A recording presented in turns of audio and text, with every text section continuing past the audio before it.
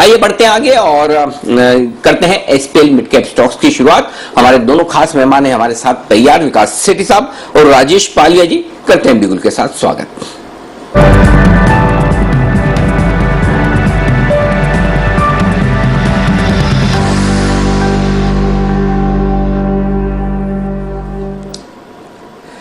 स्वागत है आप दोनों का। राजेश जी करिए शुभ शुरुआत आपकी लॉन्ग टर्म पिक के साथ। Good morning Anil ji. अनिल जी, आज जो एसपीएल मिड कैप में लॉन्ग टर्म पिक है वो है सुब्रोस। सुब्रोस का अगर हम सेटअप देखें तो स्टॉक में एक वीकली चार्ट पे अगर हम देखें तो पिछले 10-12 वीक से कंसोलिडेशन का ब्रेकआउट, रेंज ब्रेकआउट स्टॉक में देखने को मिला है। और जिस तरीके से लॉन्ग टर्म सेटअप के हिसाब से स्टॉक देखें तो सारे इंपॉर्टेंट मूविंग एवरेजेस के ऊपर ट्रेड कर रहा है। तो ये स्टॉक का structure across all the time frame हमें काफी पॉजिटिव लग रहा है। और जिस तरीके का अभी चार्ट पैटर्न बना हुआ है, हमें लगता है ये स्टॉक को यहां से बाय करके चलना चाहिए, क्योंकि इसमें एक एक्यूमुलेशन एक्टिविटी ऑलमोस्ट 1 से 2 महीने की जो थी वो ऑलरेडी पूरी हो चुकी है और रेंज ब्रेकआउट ऑलरेडी हो चुका है। अब ये स्टॉक में हमें लगता है कि यहां से 320-340 तक अपमूव आते हुए दिखना चाहिए। तो करंट लेवल पे बाय थोड़ा सा अगर कोई करेक्टिव एक्शन भी आता है तो इसको 270 तक भी अगर आता है तो इसको ऐड करें। 260 का स्टॉप लॉस रखें। 320-340 तक के टारगेट हमें लगता है सुब्रोस में देखने को मिलेंगे। तो ये स्टॉक काफी प्रॉमिसिंग लग रहा है लॉन्ग टर्म इन्वेस्टमेंट के हिसाब से। सुब्रोस पर रखिए नजर, और मारुति की परफॉर्मेंस के साथ भी इनका एक बड़ा लिंक रहता है, और जिस तरह से मारुति की रिकॉर्ड बिक्री आई है, सुब्रोस को भी होगा फायदा। आइए एक बिगुल सुमित जी के लिए, सुमित के सुपरहिट।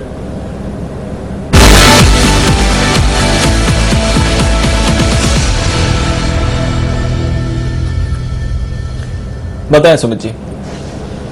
दीपांशु, मेरे को पीएसयू बैंकिंग स्टॉक्स में बाइंग दिख रही है। मेरे को ऐसा लग रहा है PSU banking stocks lower level से तेजी दिखाने की कोशिश कर रहे हैं और स्टॉक्स एक एक करके डेज हाई पे आ चुके हैं। तो यहाँ पे जो स्टॉक बढ़िया लग रहा है वो है कैनरा बैंक, जो कि 88 रुपीज पे अभी ट्रेड कर रहा है। कैनरा बैंक में कल का हाई जस्ट अभी ब्रेक हो रहा है। कैनरा बैंक यहाँ से अपसाइड मोमेंटम दिखाने को तैयार है। 90 वाला कॉल अभी 3 रुपए 80 पैसा, 3 रुपए 90 पैसे पे ट्रेड हो रहा है। कैनरा बैंक का 90 वाला कॉल अभी 3 रुपए 80 पैसा, 3 रुपए 90 पैसे पे ट्रेड हो रहा है। इसको लेने का सलाह रहेगा। कैनरा बैंक एक ओवरसोल्ड लेवल से बाउंस बैक की कोशिश दिखाने की कोशिश कर रहा है। कैनरा बैंक में कल का हाई अभी जस्ट ब्रेक हुआ है। डेज हाई पे स्टॉक अभी ट्रेड कर रहा है। कैनरा बैंक यहां से एक अच्छा बाउंस दिखाना चाहिए, जिसके अंदर ऊपर में 92 रुपए से लेकर 95 रुपए तक का अपसाइड मूव कैनरा बैंक में देखने को मिल सकता है। नीचे में 84-85 के आसपास का सपोर्ट है। तो रिस्क रिवॉर्ड रेशियो यहां से कैनरा बैंक के अंदर बहुत बढ़िया बैठ रहा है और ये स्टॉक यहां से ऊपर का मूव दिखाना चाहिए। इसके लिए कैनरा बैंक का 90 वाला कॉल अभी सीएमपी पे खरीदारी करके चलने का सलाह रहेगा। नीचे में 2 रुपए 50 पैसे का स्टॉप लॉस लगाना है। ऊपर में 6 रुपए से लेकर 8 रुपए तक के टारगेट देखने को मिल सकता है। Buy Canara bank 90 call at CMP, stop loss 2 रुपए 50 पैसा, टारगेट ऊपर में 6 से 8 रुपए के 3 से 4 दिनों में देखने को मिलना चाहिए। ओके, तो कैनरा बैंक सुमित जी आमतौर पर थीम को जल्दी पिक करने में माहिर है, ट्रेंड रिवर्सल को भी, और इसमें ट्रेंड रिवर्सल के पहले संकेत सरकारी बैंकों में आते हुए दिख रहे हैं। अब तक जो बैंक निफ्टी की तेजी बनी है वो प्राइवेट बैंक से बनी है, अब सरकारी बैंक भी इसमें भाग ले सकते हैं, ऐसा सुमित जी को नजर आ रहा है। लेकिन जब शुरुआत में आप करें तो सावधानी के साथ ऑप्शंस में करें। 3 रुपए 80 पैसे, 3 रुपए 90 पैसे के आसपास खरीदिए कैनरा बैंक का 88 रुपए का 90 रुपए का कॉल ऑप्शन, 2.50 का स्टॉप लॉस, 6 और 8 रुपए के टारगेट के लिए। आइए अब एसपीएल मिड कैप स्टॉक्स में स्वागत है सेठी साहब का। सेठी साहब गुड मॉर्निंग, स्वागत है आपका भी। बताएं सर अपनी लॉन्ग टर्म पिक आज के लिए। Good morning Anil ji, good morning Deepanshu. जो आज की मेरी लॉन्ग टर्म पिक है, तो स्टॉक को मैंने as a short term pick भी पहले भी दिया था। स्टॉक का नाम है कार्बोरंडम यूनिवर्सल। एक बहुत ही जबरदस्त कंपनी है। ये कंपनी मुरुगप्पा ग्रुप की कंपनी है, जो कि एक जॉइंट वेंचर है विद कार्बोरंडम कंपनी यूएसए और Universal Grinding Wheel company UK. इन तीनों का एक जॉइंट वेंचर है। कंपनी एब्रेसिव्स, रिफ्रैक्टरीज और इंडस्ट्रियल सेरेमिक्स बनाती है। एक जबरदस्त कंपनी है। हाल ही में इसके सितंबर तिमाही के नतीजे बेहद ही शानदार थे। हर फ्रंट पे कंपनी ने अच्छा किया है। जो अगर आप पिछले जो नॉर्मल ईयर के सितंबर क्वार्टर से कंपेयर करें तो वहां पे जहां प्रॉफिट 63 करोड़ का किया था, उसकी जगह 87 करोड़ का प्रॉफिट पोस्ट किया कंपनी ने। बाकी फंडामेंटल्स भी बहुत ही अच्छे हैं। एक अच्छे वैल्यूएशन पे स्टॉक ट्रेड करता है। ऑपरेटिंग प्रॉफिट मार्जिन है अराउंड 13-14% के। रिटर्न रेशियोज भी बहुत अच्छे हैं। एक जीरो डेट कंपनी है और प्रोमोटर्स की अच्छी खासी हिस्सेदारी और एफआईएस की 41% स्टेक है और उन्होंने क्वार्टर ऑन क्वार्टर स्टेक अपनी बढ़ाई है। तो इस लिहाज से भी स्टॉक में कॉन्फिडेंस आता है। मुझे लगता है ये स्टॉक जो कि अभी 290 के आसपास के लेवल्स पे ट्रेड करता है, इसको for a period of 9 to 12 months खरीदारी करने की सलाह है और 375 रुपए के मेरे टारगेट्स हैं इसमें।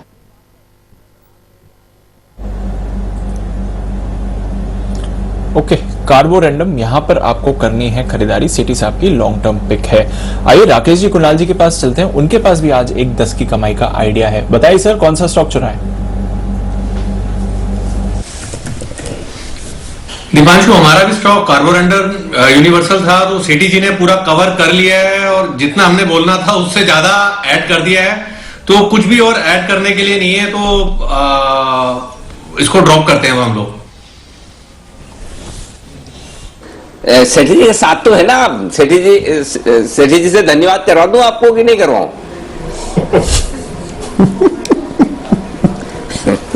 नहीं अनिल जी, धन्यवाद कर दें, और सेठी जी अगर मूड में हो तो अनिल जी पेटीएम ट्रांसफर भी हम ले सकते हैं, अगर धन्यवाद का मूड की जगह किसी और वे में, मतलब कि इन काइंड धन्यवाद करना चाहते हो, तो उसमें भी मेरे को और कुणाल जी को कोई आपत्ति नहीं है। सेठी जी धन्यवाद स्वीकार कर ले, और बाकी आपके बीच में जो भी बार्टर डील है वो आप तय कर ले। लेकिन चलिए, कार्बोरेंडम यूनिवर्सल फंडामेंटली भी पसंद है और टेक्निकली भी पसंद है हमारे एक्सपर्ट्स को, यहां पर कर सकते हैं आप खरीदारी। ओके, तो ये है एक बेहतरीन स्टॉक, और देखिए दोनों यहां पर राय जो है वो एक साथ आती हुई दिखी है इस स्टॉक पर। आइए अब एसपीएल मिड कैप कैटेगरी में लेते हैं एक medium term pick, positional pick, और पोजिशनल पिक लेते हैं अभी राजेश जी से। राजेश जी बताइए आपका पोजिशनल स्टॉक। तो अनिल जी, पोजिशनल स्टॉक जो रहेगा वो रहेगा मास्टेक। मास्टेक में अगर हम देखें सेटअप के हिसाब से, अगर स्टॉक में पिछले दिनों में एक करेक्टिव एक्शन देखने को मिला, और स्टॉक में पिछले 3 सेशन से अगर देखें तो स्टॉक ने एक डाउन स्लोपिंग ट्रेंड लाइन का ब्रेकआउट डेली चार्ट पे दिया है। इसका ओवरऑल लॉन्ग टर्म सेटअप देखें तो स्टॉक एक पॉजिटिव टेरिटरी में ट्रेड कर रहा है। स्टॉक सारे अपने इंपॉर्टेंट मूविंग एवरेजेस के ऊपर ट्रेड कर रहा है, और जिस तरीके से रिवर्सल हुआ है पिछले 3 दिन का अगर हम सेटअप देखें, जो एक करेक्टिव मूव के बाद, तो हमें लगता है ये स्टॉक अब यहाँ से एक अच्छा अपमूव दिखाते हुए दिखना चाहिए। 960 980 तक के टारगेट हमें लगता है इसमें पोजिशनल बेसिस पे इसको अगर होल्ड करेंगे तो आते हुए दिखना चाहिए। 870 के आसपास ट्रेड कर रहा है, 870 860 की रेंज में इसको बाय करें। 845 का स्टॉप लॉस रख लें, और 960 980 तक के टारगेट हमें लगता है मास्टेक में देखने को मिलेंगे, तो मास्टेक यहाँ पे बाय करने की सलाह रहेगी पोजिशनल कैटेगरी में। मास्टेक यहां पर आपको करनी है खरीदारी, पोजिशनल मिड टर्म पिक है आपके लिए। पर आइए कुछ और स्टॉक्स पर फोकस करते हैं। आज नतीजों के लिए भी अहम दिन रहेगा, 2 निफ्टी के नंबर्स आने वाले हैं, और साथ ही कई सारे वायदा कारोबार की कंपनीज भी फोकस में रहेंगी। दिग्गज एचडीएफसी, इसके नंबर्स आएंगे और मार्केट आवर्स में आने चाहिए नंबर्स। क्या है अनुमान, जानते हैं कुशल के साथ। कुशल बताइए इस बार के लिए क्या प्रीव्यू है? बिल्कुल दीपांशु, देखिए नंबर्स जो हैं वो मिले जुले एक्सपेक्ट करके चल रहे हैं, क्योंकि जो एनआई है नेट इंटरेस्ट इनकम, वहां पर हम करीब 22% की बढ़त एक्सपेक्ट करके चल रहे हैं, और 36,675 करोड़ की जो एनआई है वो कंपनी रिपोर्ट कर सकती है। पर मुनाफा अगर आप देखें तो वहां पर करीब 40% की फॉल हम एक्सपेक्ट करके चल रहे हैं, और 2400 करोड़ का मुनाफा कंपनी पोस्ट कर सकती है। और ये इसलिए क्योंकि कंपनी की जो प्रोविजनिंग है वहां पर हम 25% की सालाना बढ़त एक्सपेक्ट करके चल रहे हैं, और 325 करोड़ की प्रोविजनिंग कंपनी करती हुई नजर आ सकती है। अब आगे के लिए ये देखना होगा कि जो ऑपरेशनल तिमाही है ये इसका जो प्रदर्शन है वो किस हिसाब से रहने वाला है, और साथ ही जो एसेट क्वालिटी है हम एक्सपेक्ट करके चल रहे हैं कि ये स्थिर रहेगी, जिस हिसाब से बाकी अन्य कंपनियों के हमें नतीजे आते हुए दिखे हैं जो भी एनबीएफसीज रही हैं। तो अब ये देखना बेहद इंपॉर्टेंट होगा कि वहां पर किस हिसाब की कमेंट्री आती है, और आगे के लिए मैनेजमेंट जो है किस हिसाब का आउटलुक देता है, खासकर मॉरेटोरियम वाली जो बुक्स वगैरह हैं।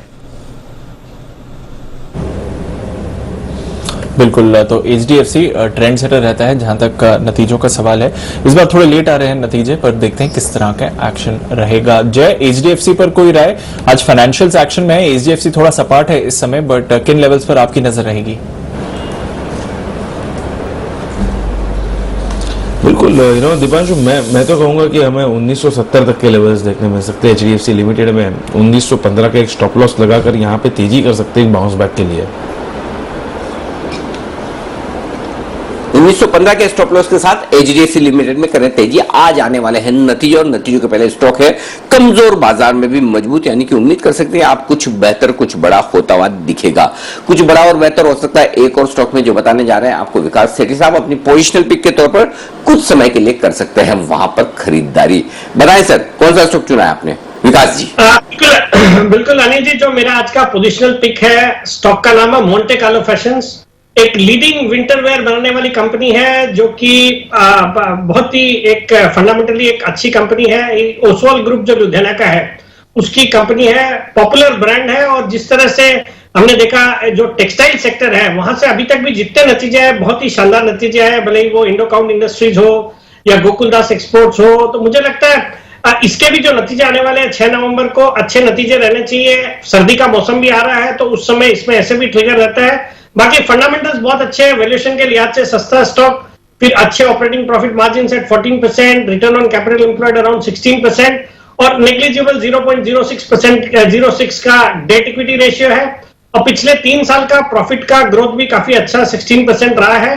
अच्छी खासी प्रोमोटर्स की हिस्सेदारी है, कोई भी प्लेज नहीं है और एफआईआईज डीआईज भी अराउंड 17% इसमें ओन करते हैं। और इस स्टॉक को जहां तक मुझे याद आता है मालामाल वीकली सेगमेंट में अपने चैनल ने भी कवर किया हुआ है।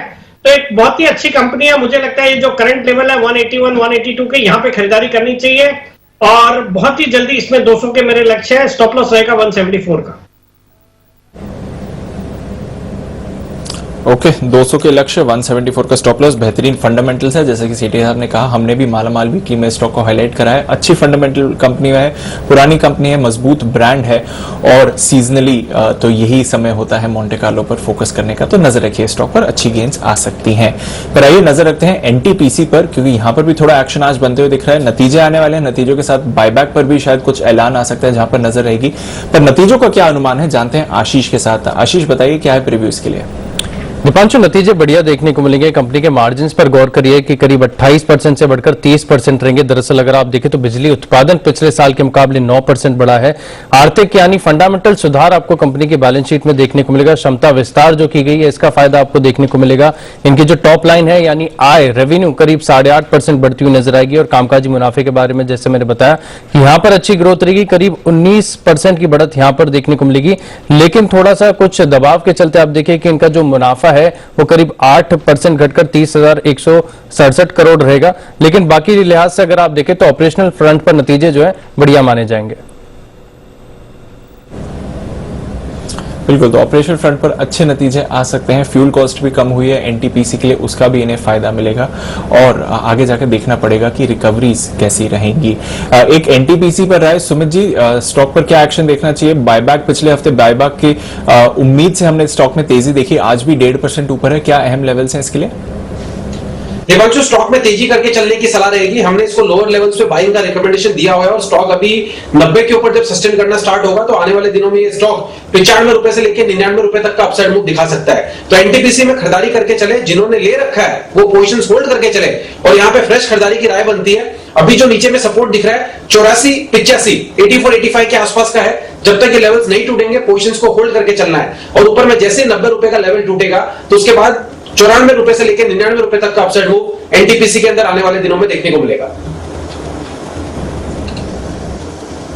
ये है आपके लिए वो स्टॉक जहां पर करना है आपको फोकस। आइए, हमारे दो पिक्स हमारे दोनों एक्सपर्ट्स की हो चुकी है। राजेश जी ने आपको सुब्रोस और मैस्टेक बताया है खरीदारी करने के लिहाज से। सेठी साहब ने कहा है कार्बोरेंडम यूनिवर्सल और साथ ही मोंटे कार्लो में करें खरीदारी। सीजनल स्टॉक है, सर्दियों का सीजन आ रहा है और स्वेटर वगैरह और सारे वूलन कपड़ों की आपको जरूरत है। ये सीजन होता है जब स्टॉक के लिए आती है बेहतरीन परफॉर्मेंस। और बिल्कुल सेठी साहब आपने सही कहा, हमने मालामाल वीकली के तौर पर भी इस स्टॉक को कवर किया था। आइए अब शॉर्ट टर्म पिक का वक्त है, तो पहले राजेश जी बताइए आप अपना शॉर्ट टर्म पिक आज के लिए। Anil ji, short term pick जो रहेगा वो स्टॉक रहेगा नवीन फ्लोराइड। ये स्टॉक में देखें तो स्टॉक ने एक मल्टीपल रेजिस्टेंस जोन ब्रेकआउट दिया है जो कि करीब था इसका 2200 के आसपास और वो स्टॉक उसके ऊपर अब ट्रेड कर रहा है। हमें लगता है कि ये स्टॉक में जिस तरीके के लॉन्ग टर्म और शॉर्ट टर्म चार्ट पे सेटअप है, स्टॉक का अगर हम मंथली चार्ट भी देखें तो कंटिन्यूसली हायर हाई फॉर्मेशन इसमें बन रहे और ये स्टॉक में हमें लगता है यहां से एक अच्छा अपमूव आने के पूरे चांसेस है। 2300-2320 तक के टारगेट हम इसमें शॉर्ट टर्म में प्रिडिक्ट कर रहे हैं। करंट लेवल से अगर कोई माइनर करेक्टिव एक्शन भी आता है 2180 तक भी अगर ये स्टॉक मिलता है तो इसको ऐड करें। 2160 का स्टॉप लॉस रखें। 2300 और 2320 के टारगेट हमें लगता है नवीन फ्लोराइन में देखने को मिलेंगे शॉर्ट टर्म में। 2320 तक के टारगेट के लिए आपको नवीन फ्लोरिन में करनी है खरीदारी है। और आइए, जैसा कि हमने कहा था कि आपको दिवाली पर हम कुछ बेहतरीन पिक्स देंगे, तो दिवाली पर रॉकेट शेयर के तौर पर हीरो मोटोकॉर्प आपको बताया सिद्धार्थ जी ने। लेकिन ढेर सारे ब्रोकर्स हैं और ढेर सारी ब्रोकरेज रिपोर्ट्स हैं, उनमें से कुछ चुनिंदा पिक करके हम आपके सामने रखे हैं वो ब्रोकरेज रिपोर्ट्स जहां पर ब्रोकर्स बुलिश हैं और वो इस दिवाली पर अपने इन्वेस्टर्स को, क्लाइंट्स को पैसा लगाने की राय दे रहे हैं इन शेयरों में। तो आज से आपको हर रोज 10 बजे के बाद मिलेगा कुछ बेहतरीन स्टॉक्स का एक पोर्टफोलियो जहां पर आप निवेश करने की सोच सकते हैं। तो आइए करते हैं शुरुआत आज कुशल गुप्ता के साथ।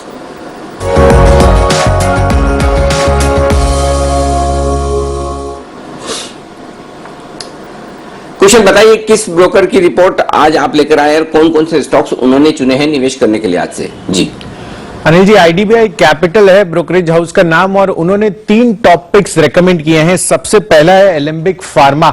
यहां पर जो मौजूदा प्राइस है उससे वो एक्सपेक्ट कर रहे हैं करीब 41% का अपसाइड। आप देखिए कंपनी जो है घरेलू फॉर्मुलेशन, जेनरिक्स और एपीआई के कारोबार में है और ओवरऑल अगर आप डोमेस्टिक फॉर्मुलेशंस की बात करें तो कुल आय का करीब 87% यह हिस्सा है। साथ ही Q2 में कंपनी ने 8 एएनडीए फाइल्स किए थे जिसमें से 4 एएनडी को अप्रूवल मिल गया है, तो ये काफी बड़ा पॉजिटिव ट्रिगर है और 7 से 12 नए प्रोडक्ट्स ये आने वाली जो छमाही है उसमें कंपनी लॉन्च करती हुई नजर आएगी। और यही नहीं, अगर आप इनका फाइनेंशियल्स भी देखें तो वो ट्रेंड भी काफी मजबूत रहा है।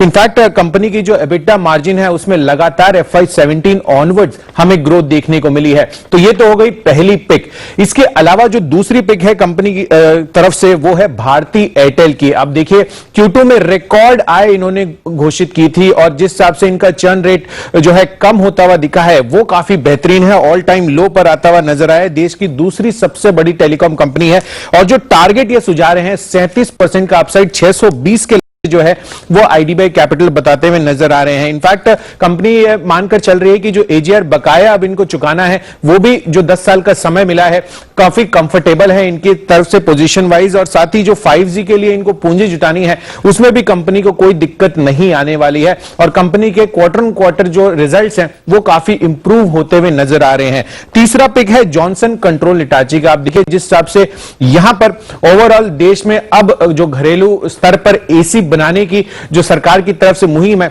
वो काफी ज्यादा इनके लिए पॉजिटिव साबित हो सकती है, क्योंकि ये कंपनी जो है हिटाची ब्रांड के एसी, रेफ्रिजरेटर और एयर प्यूरिफायर्स बनाती है और अब उन्होंने मास प्रीमियम सेगमेंट में एंट्री कर ली है नए मॉडल केस के साथ, जो ओवरऑल बाकी कॉम्पिटिटर्स को काफी अच्छी टक्कर दे सकते हैं। तो ये इनके लिए काफी बड़ा पॉजिटिव ट्रिगर है और साथ ही टियर 2 और टियर 3 सिटीज में कंपनी जो है अपने टच पॉइंट्स बढ़ा रही है। अब अगर अभी आप काउंट देखें तो 1350 शहरों में इनके 10,000 से भी ज्यादा टच पॉइंट्स है और आगे की एक्सपेंशन स्ट्रैटेजी भी कंपनी की काफी क्लियर है। और साथ ही कंपनी की ओवरऑल FY17 से FY20 का आय भी देखें रेवेन्यू ट्रेंड वाइज तो वो भी काफी मजबूती के साथ बढ़ता हुआ नजर आ रहा है और यहां पर जो टारगेट वो सुझा रहे हैं 36% की अपसाइड के साथ दिवाली टू दिवाली ऑलमोस्ट 3000 के लक्ष्य हासिल होते हुए नजर आ सकते हैं।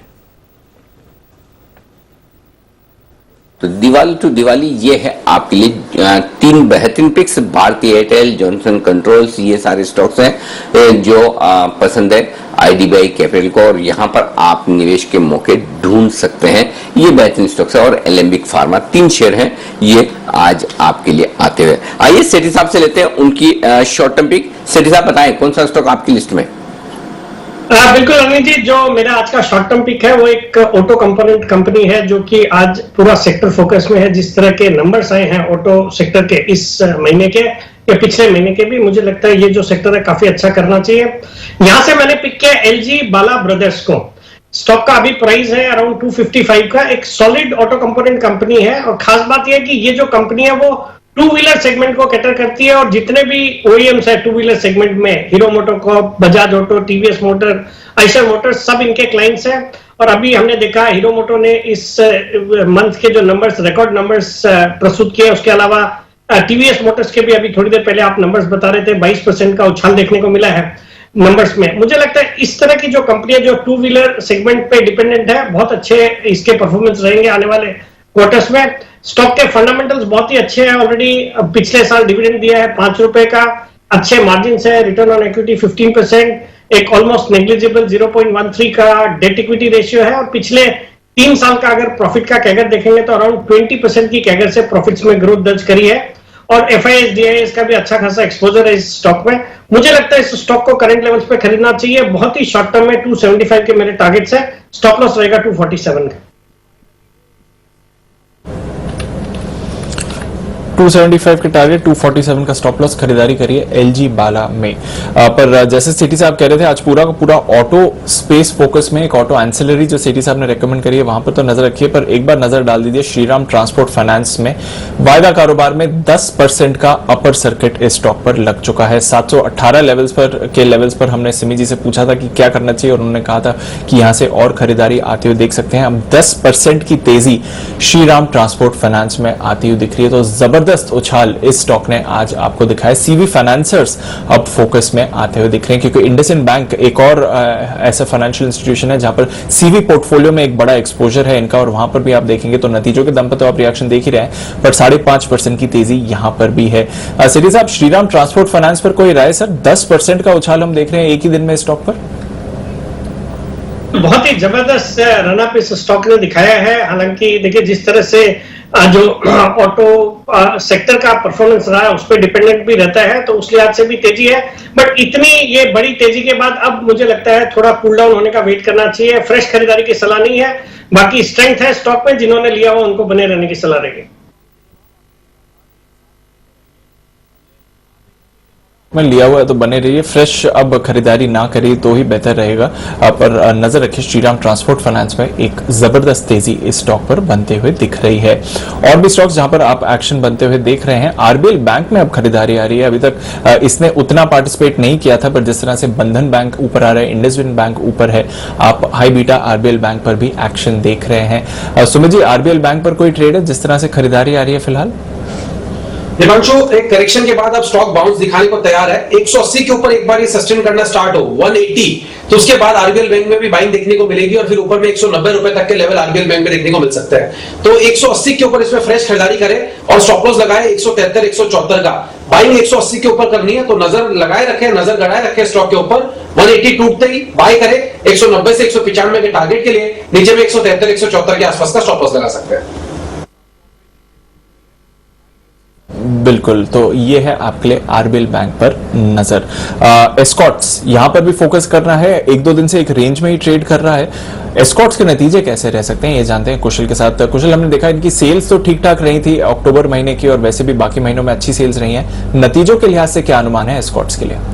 देखिए, नतीजों के लिहाज से दीपांशु आउटस्टैंडिंग नंबर्स रहने का एक्सपेक्टेशन है अभी भी, क्योंकि Q2 में जिससे आपकी वॉल्यूम्स आई थी वो एक्चुअली नंबर्स में रिफ्लेक्ट होती हुई नजर आ रही हैं। इनफैक्ट यहां पर अगर हम देखें तो जो कंपनी की अगर आप मार्जिन पर फोकस करें सबसे पहले, तो 9.5% से बढ़कर कंपनी की मार्जिन 13.5% पर आ सकते हैं। तो यानी कि यहां पर लगभग 4% का इजाफा हम एक्सपेक्ट कर रहे हैं, और साथ ही कंपनी का मुनाफा आप 53% की उछाल का एक्सपेक्टेशन कर रहे हैं, और 161 करोड़ का मुनाफा कंपनी जो है घोषित कर सकती है। और ये इसलिए क्योंकि इनकी जो कुल वॉल्यूम है वहां पर 24% का उछाल हमें देखने को मिला है, और 24,440 यूनिट्स कंपनी ने जो है इस तिमाही में बेचते हुए नजर आए हैं। और कंपनी की जो ऑपरेटिंग लेवरेज है वहां पर भी हमें लगातार सुधार देखने को मिला है, जिस वजह से आपको इस मार्जिन में बढ़त इतनी देखने को मिल सकती है। और यही नहीं, अब आगे के लिए देखना बहुत जरूरी होगा कि ये जो मोमेंटम इन्होंने Q2 में भी रिटेन किया था वो क्या Q3 में रहेगा, ये मैनेजमेंट से जानना होगा। और दूसरी बड़ी बात, जो कुबोटा के साथ इन्होंने फर्स्ट लेग ऑफ ट्रैक्टर्स निकाले थे,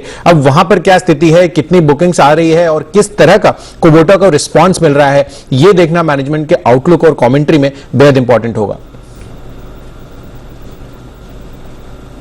शानदार मोमेंटम हमने देखा है एस्कॉर्ट्स में, पर जैसा कि हम चर्चा भी कर रहे थे वागले साहब के साथ भी, सर एक रेंज में है वागले साहब, क्या अब वापस 1200 से उछाल दिखा सकता है एस्कॉर्ट्स? जिस तरह से बाकी ऑटो स्टॉक्स में तेजी आ रही है, क्या एस्कॉर्ट्स भी पार्टिसिपेट करते हुए दिखेगा वागले साहब? दीपांशु, मुझे साइडवेज दिखता है। मैं ये कहूंगा कि 1180 का एक स्ट्रॉन्ग सपोर्ट है जो ब्रेक होना नहीं चाहिए। बाउंस बैक पे 1220 1225 ऑन एन आउटर साइड 1230 भी ब्रेक होते हुए लगता नहीं है, तो मेरे लिए कोई ट्रेड नहीं है। अगर ये 1250 के ऊपर निकल जाता है फिर ये 1320 तक की अपसाइड की तब हम बात करेंगे, जो फिलहाल मुझे दिख नहीं रहा है। दीपांशु, मेरे पास एक कॉल है, अगर आप ब्यूगल बजवाएंगे तो। बिल्कुल, वागले साहब के लिए बिगुल, वागले के वंडर।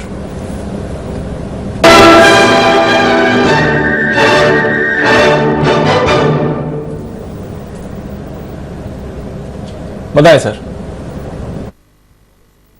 दीपांशु, काफी टाइम के बाद मेरे रडार पर एक स्टॉक आया है, वो है गोदरेज प्रॉपर्टीज। इस क्लियर कट ब्रेकआउट है, 1066 का करंट भाव है 6667। ये ब्रेकआउट लेवल लगभग 1058 का है, तो आपका स्टॉप लॉस बहुत ज्यादा लंबा नहीं होगा। यहां पर बाय करें, 1065 1064 तक ऐड करें या 1060 तक भी ऐड करें। मेरा स्टॉप लॉस होगा 1053 का, एक 10-12 रुपए की 1% की रिस्क होगी। और मुझे लगता है ये 1090 के टारगेट्स के लिए जाने के लिए तैयार है, जो यहां से 25 से 30 रुपए है। मुझे लगता है वो आज के दिन में ही आ सकते हैं। गोदरेज प्रॉपर्टी दिखा सकता है कमाल। 1053 के स्टॉप लॉस से खरीदे, 1090 के टारगेट के लिए, यहां से लेकर 1060 तक नीचे और मिले तो और खरीदिए। ये है राय आपके लिए इस वक्त वागले साहब की तरफ से। आइए बढ़ते हैं आगे और चार्ट कॉर्नर का बिल्कुल कुणाल जी राकेश जी के लिए।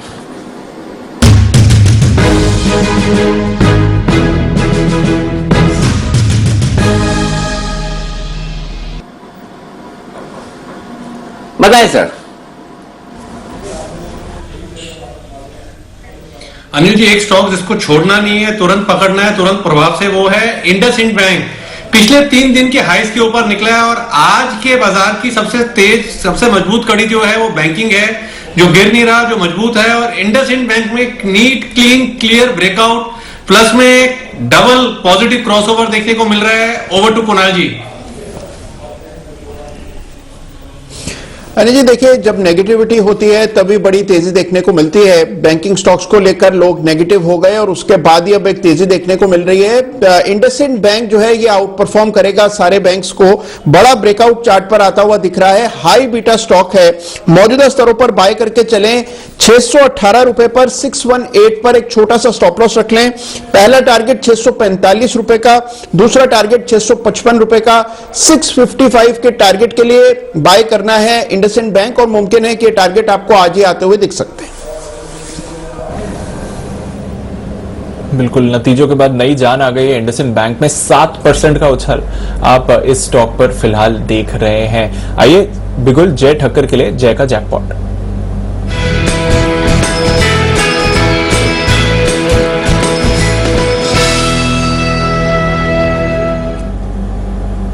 बताइए जय। वेल दीपांशु, बिल्कुल सही कहा अभी कुणाल जी ने भी कि बैंक्स में डेफिनेटली एक बहुत ही अच्छा उछाल देखने मिल रहा है। पूरा का पूरा श्रेय अनिल जी को जाता है इसमें, कोई दो राय नहीं है इसमें। और मैं कहूँगा कि जो हिसाब से संभला हुआ है बैंक निफ्टी, उसके कारण निफ्टी का भी कॉल ऊपर आया, तो thank you very much Anil ji. And Kotak bank, मैं कहूँगा कि इसका 1580 का कॉल ऑप्शन खरीद कर चल सकते हैं। 53 पर चल रहा है दीपांशु, 42 का स्टॉप लॉस लगाने का, 11 पॉइंट्स का स्टॉप लॉस, 1580 का कॉल ऑप्शन। इसका पहला जो टारगेट ऊपर में बन रहा है दीप, ये बनेगा 71 का। एंड दूसरा टारगेट जो बनकर आ रहा है वो 77 का, 71 एंड 77। ये जो टारगेट्स के लिए 1580 का कॉल ऑप्शन खरीद कर चलना है कोटक बैंक का। बैंकिंग में ओवरऑल एक अच्छा मोमेंटम है। कोटक में 2-3 दिनों पहले एक बहुत ही बड़ा मूव 10% प्लस का देखने मिला था, उसका 3 दिन कंसोलिडेशन देखने मिला। ये जो कंसोलिडेशन है वो क्लियरली एक 3 वेव करेक्टिव पैटर्न है। एक फॉलोइंग चैनल में ब्रेकआउट कंसोलिडेशन देखने मिला है, उसमें से ब्रेकआउट आने को है। और मुझे ऐसा लग रहा है कि अब कोटक बैंक करीब 1600 के आसपास जाएगा, इसीलिए ये कॉल ऑप्शन खरीद के चलने की सलाह है। ओके तो ये है राय आपके लिए कोटक महिंद्रा बैंक का 1580 का कॉल ऑप्शन खरीदने की राय। 53 रुपए में खरीदिए, लगाइए स्टॉप लॉस 42 रुपए का। और देखिए बैंक निफ्टी दिन के हाईएस्ट पॉइंट पर 24,475, ये फाइनल टारगेट जो आज का बैंक निफ्टी का था वहां पर पहुंचता हुआ दिख रहा है। 24,465 का हाई बनाया है, एग्जैक्टली टारगेट पर हिट होता हुआ। तो और आपको जब गैप 24,350 के आसपास शुरुआत होती दिख रही थी प्री ओपनिंग सेशन में, तब हमने यही कहा कि 24,150 और 24,250 ये दो परफेक्ट लेवल है जहां पर खरीदारी करनी चाहिए। आज का लो देखिए 24,150 120 का लो है, तो एग्जैक्टली अपने अहम सपोर्ट से घुमा है। और 11,550 के अहम सपोर्ट से निफ्टी भी आपको रिबाउंड देता हुआ दिख रहा है। तो बैंक निफ्टी हमारा ऊपर आ रहा है और मदद कर रहा है जय की निफ्टी को भी ऊपर लाने में। तो जय की हम मदद कर रहे हैं, कभी जरूरत पड़ेगी तो हम जय से भी सपोर्ट लेंगे, ऐसा कुछ नहीं है। जय से भी कह देंगे भाई कि कभी हमें जरूरत पड़े बैंक निफ्टी को ऊपर लाने में तो निफ्टी की मदद लगेगी। लेकिन आज बैंक निफ्टी मदद कर रहा है निफ्टी को ऊपर लाने में, तो ये मजबूत होती हुई दिख रही है। ओके तो चलिए अच्छी मजबूती बाजार में लौटती हुई दिख रही है निचले स्तरों से। बढ़िया आइए सुमित जी तैयार है अपने सुपरहिट के साथ।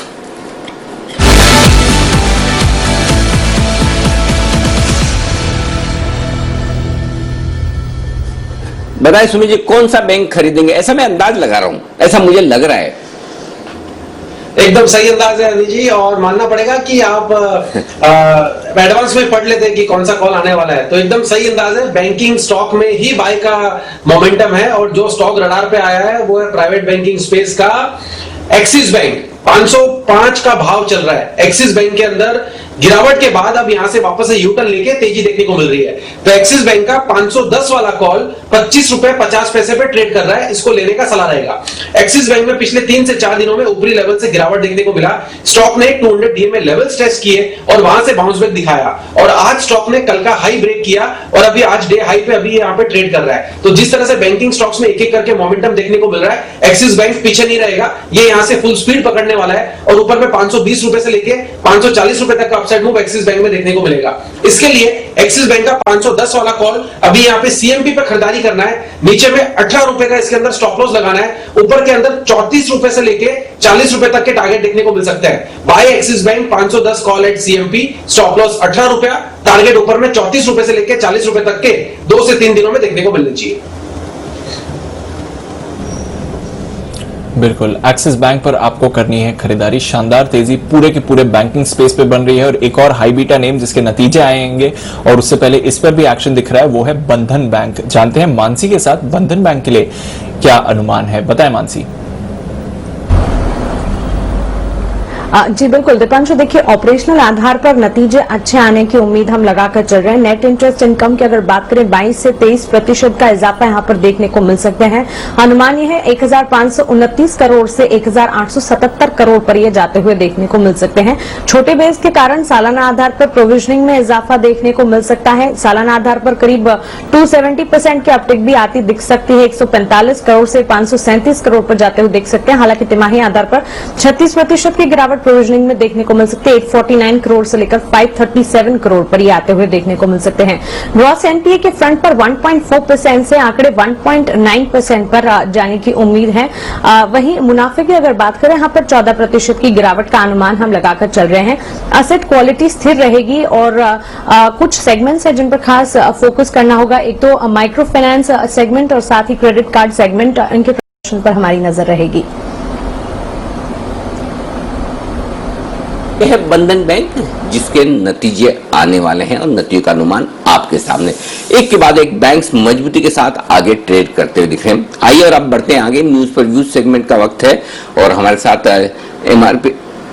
एमआरपी के टॉप मैनेजमेंट थोड़ी देर में हमारे साथ कार्यक्रम में शामिल होंगे, उनसे हम पूछेंगे भी। तब तक एक काम करते हैं, बंधन बैंक के चार्ट पर एक बार वागले साहब से राय ले ली जाए। बंधन बैंक, वागले साहब, नतीजे आने वाले, नतीजे से पहले ये वाकई में रिजल्ट की वजह से मजबूत है या बैंक निफ्टी की वजह से?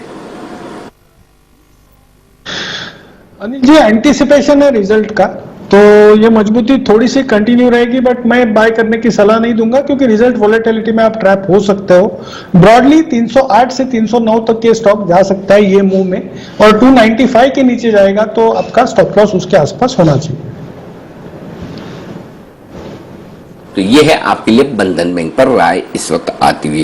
तो ये एक और मजबूत स्टॉक है जिस पर आप फोकस करिएगा आज के सेशन में। लेकिन बैंक के अलावा क्या मजबूत है वो भी देखना जरूरी, क्योंकि बैंक तो ठीक है, बैंक एनबीएफसी तो समझ में आ रहा है। इस बीच देखिए जो आज सरकारी बैंक खरीदने का मूड जो सुमित जी बना रहे हैं, 5.5% अब पीएनबी भी ऊपर हो चुका है, यहाँ पर भी अच्छी तेजी होती दिख रही है। शुरुआत के आप टॉप 10 स्टॉक देखोगे तो bank, NBFC, real estate, DLF और गोदरेज प्रॉपर्टी, यही सारे दिखेंगे। इनके अलावा अगर नीचे आते आते अगर पहला कोई मजबूत दूसरा हटकर दिख रहा है तो वो है पीवीआर, 2% मजबूत है। और हमारे राकेश जी का favourite stock PVR, Rakesh ji क्या करेंगे इसमें?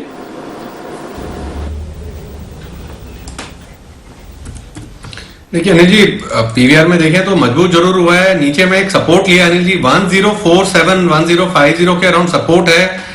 टेक्निकली इतना बढ़िया पैटर्न नहीं लगता है कि यहां पर किसी तरीके की बहादुरी दिखाया जाए, क्योंकि स्टॉप लॉस नियर बाय नहीं है, बट स्टॉक में पुल बैक लगता है, और पुल बैक में स्टॉक 1132 1135 तक जा सकता है, बट दूसरे अच्छे विकल्प उपलब्ध हैं, तो पीवीआर को खरीदने के लिए अवॉइड करेंगे।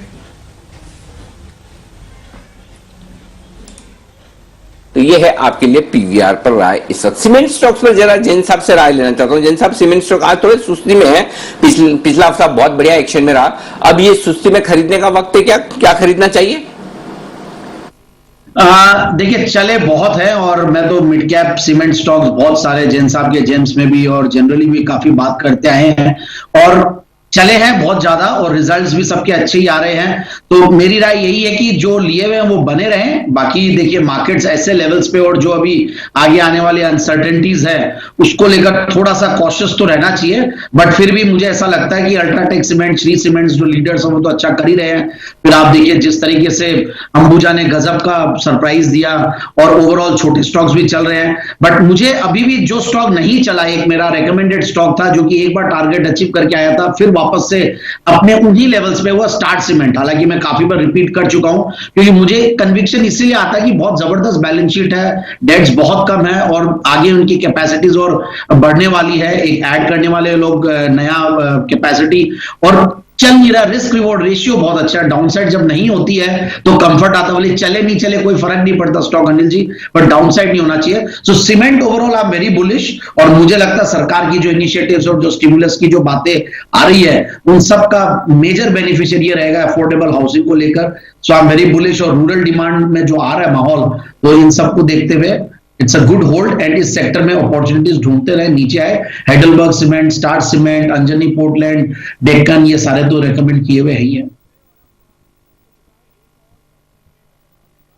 तो ये है आपके लिए स्टार सीमेंट और बाकी सारे स्टॉक्स जो सीमेंट वाले मजबूत है और जैन साहब को पसंद भी। एक और मजबूत स्टॉक कुणाल जी जो आपको बार बार पसंद आता है वो है Naukri.com।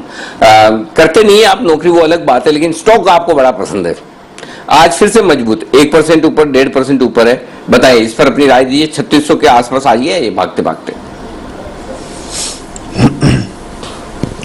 अनिल जी देखिए, बहुत दमदार चार्ट है, काफी अरसे से हम देख रहे हैं स्टॉक आउट परफॉर्म कर रहा है और अनिल जी इसकी एक अपना अलग ही चलने का अंदाज है। अनिल जी धीरे धीरे करके चलता है लेकिन ये स्टॉक लगातार एक स्टेडी परफॉर्मर रहा है और मुझे लगता है कि जिनके पास भी है बिल्कुल निवेशित रहना चाहिए। खरीदारी की राय मेरी नहीं है, खरीदें 3700 के ऊपर, 3700 के ऊपर ब्रेकआउट देगा, मोमेंटम बनेगा तो खरीदें, लेकिन जिनके पास पोजीशन है 3500 के स्टॉप लॉस से होल्ड करने की राय।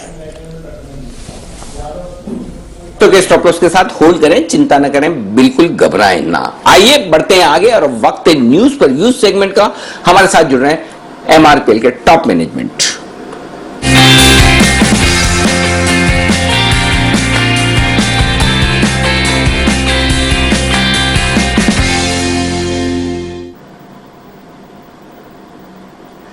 MRPL की तरफ से आई है दमदार परफॉर्मेंस और बड़ा सवाल है कि क्या ये परफॉर्मेंस आगे भी बरकरार रह पाएगी। जानने की कोशिश करते हैं। MRPL के CMD managing director M Venkatesh साहब हमारे साथ कार्यक्रम में हो रहे हैं शामिल। Mister Venkatesh, good morning sir, स्वागत है आपका। सबसे पहला सवाल ये कि जो परफॉर्मेंस आई मैं दर्शकों के सामने रख दूं, 754 करोड़ के लॉस के सामने 9 करोड़ से ज्यादा का प्रॉफिट आया है कंपनी का। मार्जिन जो 13.5% नेगेटिव थे वो बढ़कर 5.5% आए। कामकाजी मुनाफा 334 करोड़ का है जो कि पहले लॉस था 594 करोड़ का। ये सब मैं तिमाही दर तिमाही आपको आंकड़े बता रहा हूं। और रेवेन्यू 38% बढ़कर 6066 करोड़ पर पहुंचा। तो हर एक पैमाने पर, हर एक पैरामीटर पर आप देखेंगे तो रिजल्ट्स बहुत ही बेहतरीन है। सबसे पहले तो मिस्टर वेंकटेश आपको इस बेहतरीन नतीजे की बधाई, कांग्रेचुलेशन सर। शानदार परफॉर्मेंस आई है कंपनी की। क्या बड़ी वजह रही है इस टर्न अराउंड के पीछे, कंपनी ने इतनी बेहतर परफॉर्मेंस दी, क्या रीजंस रहे हैं सर? नमस्कार जी सबको। मेन रीजन ये है, थोड़ा इन्वेंट्री गेन हुआ है। Earlier quarter we had inventory loss, इस बार इन्वेंट्री गेन हुआ है Q2 का, expected across the industry. First quarter में पूरा प्राइसेस गिरा हुआ था, वो प्राइसेस रिकवर हो रहा है। इंटरनेशनल में डिमांड भी रिकवर हो रहा है। डोमेस्टिक डिमांड पेट्रोल का प्री कोविड लेवल्स क्रॉस हो चुका है। The industry is upbeat. Diesel demand महीना का महीना बढ़ते जा रहा है। So we are quite hopeful that going forward our performance should become better. Wonderful, बहुत ही स्ट्रॉन्ग स्टेटमेंट आपकी तरफ से, एकदम कंफर्टेबल की डिमांड इंप्रूव हो रही है महीने दर महीने, हर एक महीने आपकी डिमांड बेहतर होती दिख रही है। लेकिन ये तो डोमेस्टिक डिमांड में दिख रहा है सर। एक्सपोर्ट्स वो आपके अभी भी 71% डाउन है पिछले साल के कंपैरिजन में। एक्सपोर्ट्स में कब इंप्रूवमेंट आने की स्कोप आपको दिख रही है सर? हाँ, ये डोमेस्टिक डिमांड जब तक पूरी नहीं होगी एक्सपोर्ट नहीं करेंगे हम लोग। एक्सपोर्ट थोड़ा मुनाफे में होती है। Export market is always at loss, marginal loss, और probably at certain times equal to coastal movements. तो we are targeting domestic demand itself. हमारा ग्रुप कंपनी जो है एचपीसीएल के साथ पूरा टाई अप कर चुके हैं हम लोग। अंडरस्टैंडिंग है कि डोमेस्टिक डिमांड को इंक्रीज करते रहे along with Indian Oil. So that is the target now, and post COVID export market is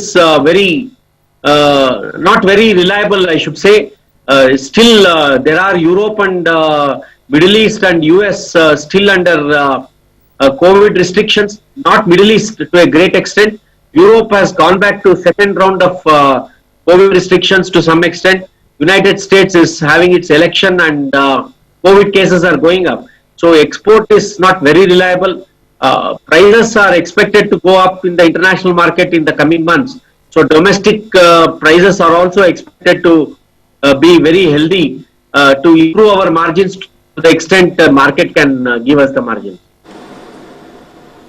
okay जैसा आपने सर बताया कि एचपीसीएल के साथ टाई अप किया है, और ये इस टाई अप के बाद से ये थोड़ा लोग अंदाजा लगा रहे हैं, गेस कर रहे हैं कि एमआरपीएल और एचपीसीएल का भी मर्जर हो सकता है। आपका ओएनजीसी एमआरपीएल के साथ मैंगलोर पेट्रोकेमिकल के साथ मर्जर होने वाला है। उसके बाद कह रहे हैं कि 2021 में शायद ये हो सकता है। इस बारे में आपका क्या कहना है? क्या कोई ऐसा स्कोप है, कोई बातचीत है, कुछ ऐसा प्रपोजल है कि एमआरपीएल और एचपीसीएल का मर्जर हो जाए sir?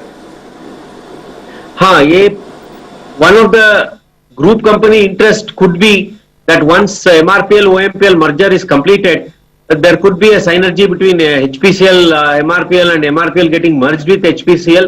It's a higher level decision at group apex level, which ONGC is looking into this, and there is a public statement also from ONGC that the merger between MRPL and HPCL could be taken up subsequent to OMPL MRPL merger. So it's on the cards, but may not happen immediately.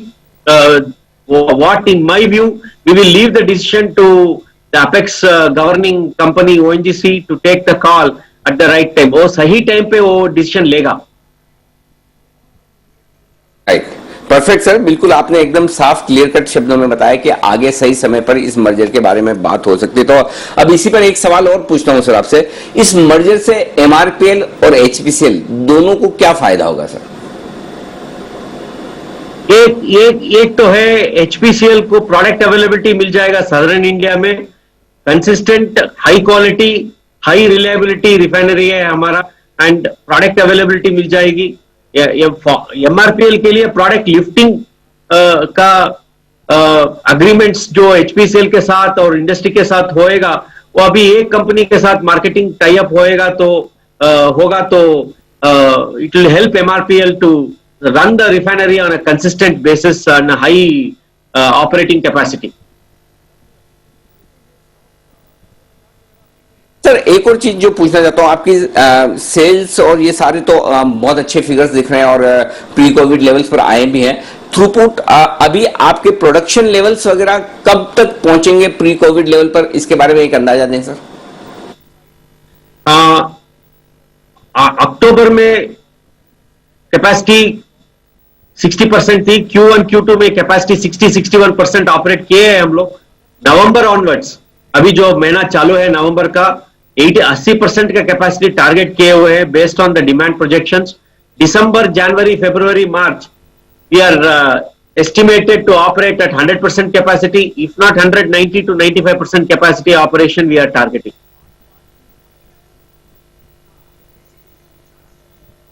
लिए पूरा का पूरा नतीजों पर विश्लेषण और outlook का बहुत बहुत शुक्रिया वेंकटेश सर, हमारे लिए वक्त निकाला आपने और अपने नतीजों पर और साथ ही एचपीएसएल के साथ प्रपोज मर्जर पर विस्तार से आपने बातचीत की और डिटेल में अपने हमारे दर्शकों को आपने अपने इन्वेस्टर्स को बताया। धन्यवाद आपका हमारे लिए वक्त निकालने के लिए। आइए बढ़ते आगे और अब वक्त है बग्गा साहब से मुलाकात करने का।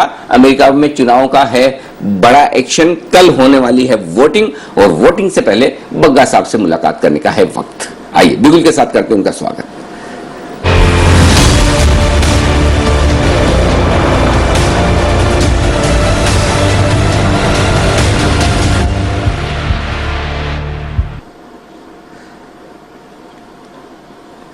गुड मॉर्निंग सर, स्वागत है आपका। सबसे पहले आपसे बातचीत करूं, सवाल पूछूं उससे पहले आपको और हमारे सभी दर्शकों को बता दिया जाए आज का आपके लिए सवाल क्या है। जी हाँ, बग्गा साहब ने हमें सिखा दिया, समझा दिया और ये सब हमें पहले 7-8-10 दिन में ही पता चला है कि अमेरिका में सबसे इंपॉर्टेंट राज्य फ्लोरिडा होता है। पहले कभी नहीं मालूम था, हमें किसी को पता नहीं था कि वो हमारा उत्तर प्रदेश, जैसे हमारा उत्तर प्रदेश है वैसे वहां फ्लोरिडा है। जिसने उत्तर प्रदेश जीत लिया उसकी संभावना पूरी है कि वो केंद्र में सरकार बनाएगा, वैसे ही वहां पर जिसने फ्लोरिडा जीत लिया वो वहां पर सरकार बनाएगा। तो इस पर है आज का हमारा पोल, फ्लोरिडा कौन जीतेगा, ट्रंप साहब या बाइडेन साहब? ये है आज का ट्विटर पोल और आप भी अपना अंदाज दे सकते हैं। बहुत सारे लोग बोले हमें क्या सानू की, ठीक है भाई सानू की तो मत दीजिए, जिसको इंटरेस्ट है अमेरिका में। जो कई बार होता है कि लोग तो बोलते हैं मुझे तो मेरी दुनिया में ठीक है, मेरा कुआं मेरा घोंसला ठीक है, यही मेरी दुनिया है। लेकिन इससे बाहर निकल कर देखें तो दुनिया बहुत बड़ी है, तो अमेरिका में भी इंटरेस्ट रखिए, कुछ नहीं तो ज्ञान तो बढ़ेगा।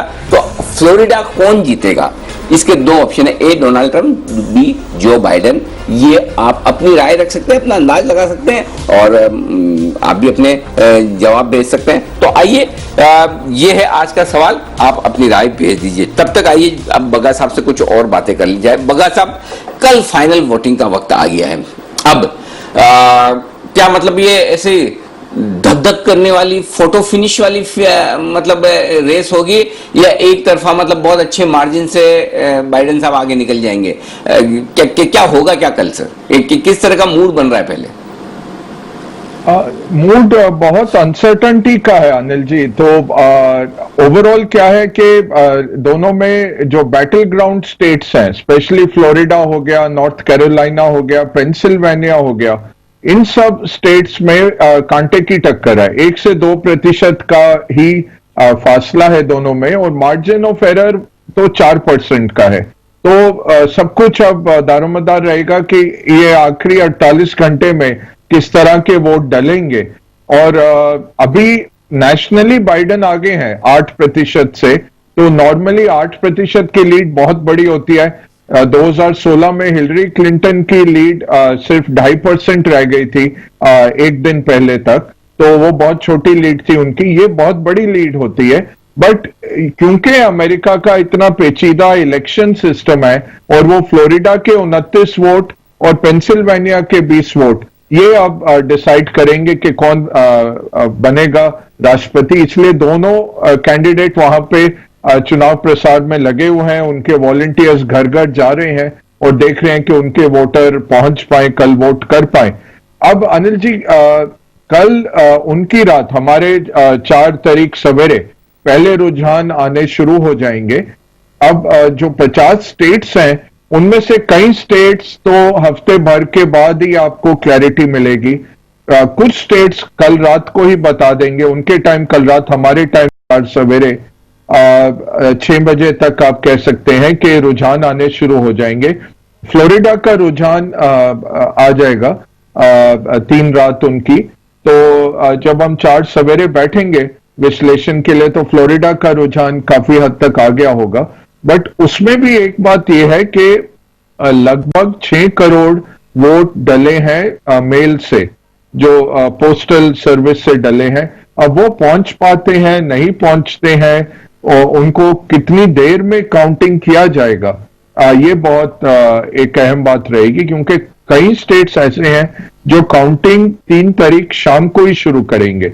फ्लोरिडा ने काउंटिंग शुरू कर दी है, तो वो पहले ही बता देंगे जैसे ही चुनाव खत्म होंगे उसी टाइम पे वो घोषणा शुरू कर देंगे कि जो मेल से वोट आए हैं उसमें कौन जीत रहा है। तो लग रहा है अनिल जी 3 से 4 दिन का समय हो सकता है। अगर कांटे की टक्कर बनी रही इस तरह की तो हो सकता है 3 से 4 दिन लग जाए क्लैरिटी आने में कि कौन जीता है। और उसके बाद फिर ये भी एक डर है कि ट्रंप सिंहासन से उतरे ना, तो अगर वो नहीं उतर रहे होंगे तब क्या होगा, ये एक और अनसर्टेनिटी।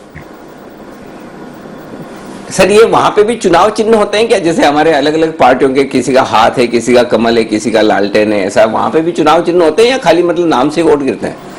नहीं, उनके है, रिपब्लिकन का हाथी है और डेमोक्रेट्स का गधा है। तो गधा मतलब कि हार्ड वर्किंग गधा, वो अकल पे नहीं ले रहे बट वो हार्ड वर्किंग, तो जैसे आप दिखा रहे हैं अभी, तो ट्रंप का हाथी है और तो बाइडेन हाँ, का मैं गधा। वही बोला। अच्छा आपने बोला, मैं तो घोड़ा समझ रहा था, मैंने कहा कोई गधा कैसे रख सकता है, तो ये गधा पहले से रखा हुआ है या इसी चुनाव का है? नहीं, पहले से ही है, वो मैं भी सोच रहा था, बट वो देखिए कल्चरल डिफरेंस है। हाँ नहीं, इस हिसाब से तो फिर ट्रम्प साहब कुछ भी बोलते हैं करते तो क्या है, मतलब ट्रम्प साहब ने कम से कम अपना चुनाव चिन्ह तो ठीक रखा है हाथी, इन्होंने तो गधा ही रख दिया सर। नहीं, ये पहले से ही है, इन्होंने नहीं चूज किया, ये 100 साल से ये चिन्ह है, अब्राहम लिंकन के टाइम से ही है। अच्छा सर, दूसरी चीज ये ट्रम्प साहब कुर्सी से उतरेंगे नहीं उतरेंगे वो मैं आपसे अलग से बात करूंगा, वो मैं कल के लिए रखता हूं, एक और चीज आपसे जानने के लिए। लेकिन उससे पहले एक चीज तो आपने कही थी कि 4 तारीख को सुबह सुबह हमें समझ में आ जाएगा कि फ्लोरिडा में क्या होने वाला है, तो 4 तारीख सुबह तो आप हैं ही हमारे साथ में, तो बात करनी है। एक और चीज उससे पहले बताएं कि ये रिजल्ट आप कह रहे हैं कि पोस्टल वोट आने में गिनने में बहुत टाइम लगता है। सर इलेक्शन कमीशन के बाद मुझे ऐसा लगता है अमेरिका को हमारी इंडिया पोस्ट से भी थोड़ी सुविधाएं ले लेनी चाहिए। हम जो हमारा पोस्टल डिपार्टमेंट है, डाक विभाग, इतना टाइम लगता है क्या सर पोस्टल बैलेट आने में? 2 दिन में तो आप पहुंच जाने चाहिए। तो इस हिसाब से रिजल्ट आएंगे कब, क्या कैसे मानेंगे कब रिजल्ट आएंगे? हाँ देखिए, वैसे तो इनके पास टाइम है 8 दिसंबर तक का, और अलास्का वगैरह, बट वो छोटे नंबर हैं उनके। अलास्का वगैरह तो 20 नवंबर 25 नवंबर तक घोषित करेंगे। तो कल अनिल जी डर क्या है कि अभी तक ज्यादातर वोट डेमोक्रेट्स के पड़े हैं, जो पोस्टल और इन पर्सन वोटिंग हुई है उसमें डेमोक्रेट्स आगे हैं, और ये अनुमान है कि रिपब्लिकन वोट ज्यादा 3 तारीख को पड़ेंगे, जो इमीडिएटली काउंट हो जाते हैं। तो वो पोस्टल बैलेट डालते हैं, मशीन तभी काउंट करके ऐड करता रहता है। तो ये हो सकता है कि 3 तारीख रात को ट्रंप आके बोलें कि अभी तक जितने वोट पड़े मैं सबसे आगे हूं, मैं जीत गया हूं, और फिर बाइडेन बोले नहीं, आप पोस्टल वोट काउंटिंग के लिए रुकिए, और वहां पे इन्होंने लीगल चैलेंज करना है। जैसे आज सवेरे टेक्सास में एक शहर में 120,000 वोट, 127,000 वोट ऐसे थे जो लिए गए, लोगों ने कार में बैठ के वोटिंग की, ऐड करके दे दिया। उधर लिया किसी नहीं है, उधर के ऑफिसर ने ही लिया है, बट वो कोर्ट ने अलाउ कर लिया, और जो वो कोर्ट की जस्टिस हैं वो रिपब्लिकन है। तो अगर वो नामंजूर कर देते हैं 127,000 वोट्स को, तो वो टेक्सास का वो शहर तो ट्रंप जीत जाएंगे, और ये वोटर सेपरेशन हो जाएगा, फिर सुप्रीम कोर्ट जाएगा। तो इस तरह के पेचीदा मामले अनिल जी आते रहेंगे, और ये है इतना बड़ा मेल वोटिंग कभी नहीं हुआ पहले। तो ये 6 करोड़ वोट हाथ से गिनने, और इनको फिर सिग्नेचर टैली करना पड़ता है। अच्छा, 2 एनवेलप होते हैं, अगर आपने दोनों एनवेलप में नहीं डाले तो वोट इनवैलिड है, अगर एक ही एनवेलप में डाला। तो इस तरह की बहुत कॉम्प्लेक्स चीजें हैं, और फर्स्ट टाइम वोटर्स ने भी वोट किया अनिल जी, तो इसके कारण हो सकता है कि ये अब जाके सर इतने टाइम बाद अब जाके समझ में आया कि क्यों कोई सुंदर पचाई वहां पहुंच जाते हैं हमारे, क्यों अंशु जैन साहब पहुंच जाते हैं, क्यों है ना इंदिरा नुई वहां पर जाकर सारी कंपनियों को संभालते हैं। ये अमेरिका वालों का सिस्टम सर भगवान भरोसे ही चल रहा है सीरियसली। अगर इनको चुनाव करना नहीं आता अपने राष्ट्रपति का, तो ये सर हमारे से ले ले, हमारा इलेक्शन कमीशन, हमारा संविधान उनसे लाख गुना, मतलब जितना मैं आपसे सुन रहा हूँ ना, उतना लगता है लाइफ में इनके कंफ्यूजन ही है, कंफ्यूजन के अलावा कुछ है ही नहीं पूरे इलेक्शन में है सर। बिल्कुल, और हो भी नहीं सकता रिफॉर्म। इसमें आप देखिए, कल जॉर्जिया का मैं देख रहा था, एक बहुत इंटरेस्टिंग, जस्ट 10 सेकंड लूंगा, उसके सेनेट के 2 इलेक्शन है अनिल जी। अच्छा, जॉर्जिया अकेला एक स्टेट है जिसने ये रखा है कि अगर कोई जीतेगा, ये नहीं कि कोई 25% मिल गए, अगले को 22 मिल गए, तीसरे को 19 मिल गए, मैं जीत गया 25 पे। वो कहते हैं जीतने के लिए आपको 50% से ज्यादा वोट चाहिए, और अगर उसमें 16 लोग खड़े हुए हैं इलेक्शन में, तो अगर 50% किसी को नहीं मिलते, चाहे कोई जीता है, वो जनवरी में एक और बाइपोल होगा। तो 2 सेनेट की सीटें तो कल घोषित ही नहीं होंगी, क्योंकि 50% मिलना बहुत मुश्किल है किसी एक कैंडिडेट को। तो वहां पे 2 सीटें हैं, वो तो अब जनवरी 6 तारीख को फिर से वहां पे पोल होगा, जो 2 लोग सबसे आगे होंगे। जैसे क्रिकेट में हम सेमीफाइनल, क्वार्टर फाइनल खेल के फाइनल खेलते हैं, तो अब ये क्वार्टर फाइनल, सेमीफाइनल चल रहा है उधर। ये भी मेरे को बहुत अचंभा हुआ कि ये तो फिर आप सेनेट में भी आप ये नहीं जान पाएंगे कि कौन मेजॉरिटी में है। तो ऐसे माहौल में मार्केट क्या तय करे? मार्केट बिल्कुल अचंभे में पड़ा रहेगा। बात सही है सर, बिल्कुल। तो चलिए, ये है यूएस इलेक्शन का हाल, और तभी है ना बग्गा साहब की जरूरत अब डे बाय डे और ज्यादा महसूस होते दिख रही। नहीं तो क्या होता है, बहुत सारे लोगों को सुनो, थोड़ा इधर का थोड़ा उधर का नॉलेज मिलता है, मिला नहीं मिला, सही मिला गलत मिला, पता नहीं चलता। बग्गा साहब से जब सुनते हैं हर सवाल का जवाब पूरे एनसाइक्लोपीडिया है, विकीपीडिया है, पूरे के पूरे अमेरिका के चुनाव पर, और साथ ही हमको दोनों काम एक साथ हो जा रहे हैं, चुनाव भी समझ में आ जाते हैं, बाजार पर और दुनिया भर पर असर भी। बहुत बहुत धन्यवाद बग्गा साहब, कल सुबह फिर से आपसे होगी मुलाकात। आज के लिए शुक्रिया, और हमारे बाकी सब एक्सपर्ट से भी विदा लेंगे, और आप सब लोगों से भी, कुणाल जी, राकेश जी, वागले साहब, जय ठक्कर, सुमित जी, आप सबका धन्यवाद हमारे लिए वक्त निकालने के लिए। और आप सब लोगों से निवेदन है, सब लोग अपनी अपनी जगह पर खड़े हो जाएं। जैन साहब का भी शुक्रिया। देश के प्रति सम्मान के साथ करेंगे शो का समापन। जय हिंद।